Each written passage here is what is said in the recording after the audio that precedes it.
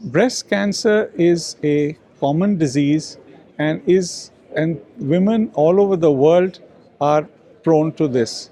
Since the burden of breast cancer today is shared both by the developing and the developed countries, it is the developing countries where majority of the patients are being seen today. So it is not confined only to the developed countries, which was a myth earlier.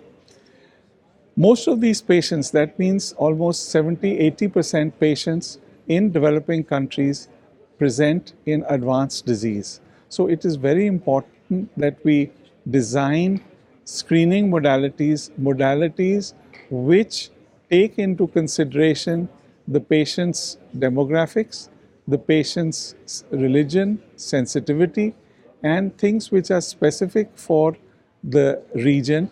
You have to take those into consideration. But if women can have early screening and early detection methodologies which are cheap, easily reproducible, and which can give you a lead, then we can get early detection on these patients. Because with the stage going up from stage 1 to stage 4, the prognosis becomes worse. Second is that today there are diagnostic facilities like the mammogram, the ultrasound, which can be used very easily on young women. And now there's a large population of young women who are getting breast cancer. It's almost like an epidemic, especially in the developing countries. So this group of women, one has to target this group of women, and there must be a lot of advocacy, and there must be a lot of NGOs, the non-governmental organizations, which should get together so that the detection of breast cancer is early. Also, amongst the physician community, this awareness must be spread so that they can bring to light patients at an early stage. Now, once the patient is diagnosed, then one has to stage these patients very carefully, and depending on what is available in the region, then you can do the staging of these patients, because your treatment depends on the staging. And also, it's very important that the pathology being done, and the pathology should be looked at for histopathology, for the estrogen and progesterone receptor. You can do the immunohistochemistry if it's available for HER2 new testing, and then there is the Ki-67, which is a poor man's test, especially with patients who have hormone positive disease where they cannot afford expensive tests like Oncotype DX and MammaPrint. One can do a Ki-67, which will give you a good idea on the biology of the disease.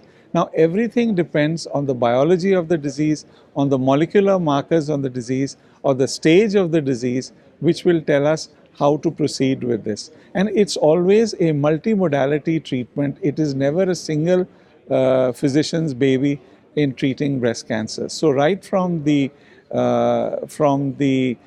family physician to the oncologist, to the radiologist, to the radiation oncologist, to the surgeon, and then to all combined together have to sit down under the same roof at the same table to decide individual treatments. Today, cancer treatment of the breast is a properly designed methodology depending on the resource which is available in the country.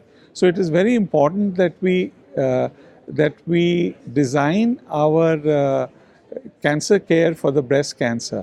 Now, when I was many years back, we were involved in the guidelines for breast cancer management, which has come in print, both for the low resource, intermediate resource, and high resource countries. So you have to design your protocols based on the patient population, on their affordability, on the resources for evaluation in those patients, and on the and based on that, you decide or design the line of treatment. You don't necessarily have to give patients expensive treatments where a patient has to sell his home, because it is very important.